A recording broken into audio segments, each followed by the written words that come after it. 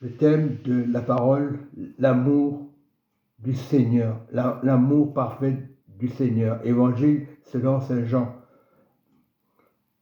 verset 1. Au commencement était la parole, et la parole était avec Dieu, et la parole était Dieu. Elle était au commencement avec Dieu. Toutes choses ont été faites par elle. On parle de la parole. C'est la parole qui nous a donné la vie. Et rien de ce qui a été fait n'a été fait sans elle. Nous voyons dans le verset 4, en effet, elle était la vie, et la vie était la lumière des hommes. Et cette lumière est dans nos cœurs aujourd'hui. Même ceux qui ne croient pas, la lumière, c'est la lumière. La lumière, lui, dans les ténèbres. Donc, la lumière sera toujours dans nos cœurs lorsque nous acceptons Jésus. Et les ténèbres ne l'ont point reçu. Il y eut un homme envoyé de Dieu. Son nom était Jean. Il vint pour servir de témoin, pour rendre témoignage à la lumière, afin que tout croit par lui. Il n'était pas la lumière, mais il parut pour rendre témoignage à la lumière, c'est-à-dire Jésus. Cette lumière était la véritable lumière qui est venant dans le monde, c'est-à-dire Jésus. Voilà, il est venu dans le monde pour changer les mentalités. Il est venu dans le monde pour éclairer tout homme afin qu'il vienne à Christ. Et si il est mort à la croix, ce n'est pas le hasard. Il fallait qu'il le fasse. On n'était pas obligé de le faire. C'était le plan de Dieu pour que les hommes viennent à la repentance. La croix, c'est un symbole, d'accord. Ça peut être religieux. Mais si tu la regardes vraiment dans l'amour, dans le contexte, ce que c'est la vie c'est Jésus.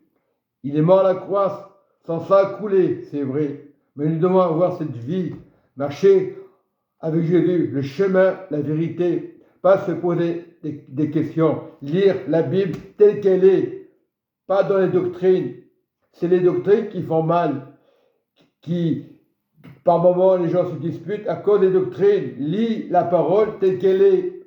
Dès le commencement, dès la jeunesse, tout était parfait.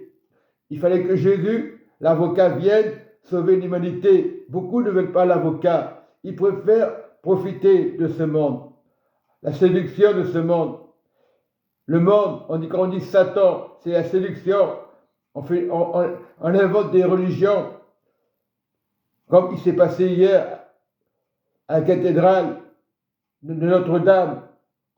On considère l'Église catholique de vérité, mais beaucoup de mensonges. Il y a des vérités comme toutes les églises. Il faut venir à la parole de Dieu, à l'arbre de vie. Parce que ce temps est difficile. Nous devons prier qu'il n'y ait pas de guerre. C'est-à-dire le prince de paix, c'est qui? C'est Jésus. Jésus n'est pas un missile pour tuer les gens. Et nous devons marcher selon la lumière de Jésus. Vous n'êtes pas morts. N'ayez pas peur de ce que vous voyez. Si vous avez accepté Jésus comme sauveur personnel, il ne risque rien, mais vous verrez des tribulations, des choses. Quand on dit dans Deutéronome 18, lisez à partir du verset 9, vous lisez jusqu'à 14, les choses sont interdites, mais on le fait quand même. L'Ancien Testament était une vérité, mais aujourd'hui, ça n'a pas changé la parole. Si on dit, il ne faut pas toucher la carte mensuelle, ne touchez pas. Bon, après, on ne sait pas, parce que Dieu est grand. Donc, cherchez la lumière, cherchons pas les complications, cherchons pas la carte mensuelle. L'avenir, personne ne la connaît, Dieu la connaît. Il vaut mieux avoir une relation personnelle avec Dieu. C'est le meilleur des voyants. Interroge Dieu, n'interroge pas les hommes. Maudit celui qui se confie à l'homme. On a besoin de Dieu, on a besoin des frères et des sœurs, mais dans l'amour, comme le jour de la Pentecôte, ils étaient unis, jamais dans la dispute. Aujourd'hui, on parle de Pentecôte, on se dispute. Mais nous devons venir à la parole de Dieu, à la sanctification de Dieu. La parole n'est pas compliquée. On peut prêcher la parole.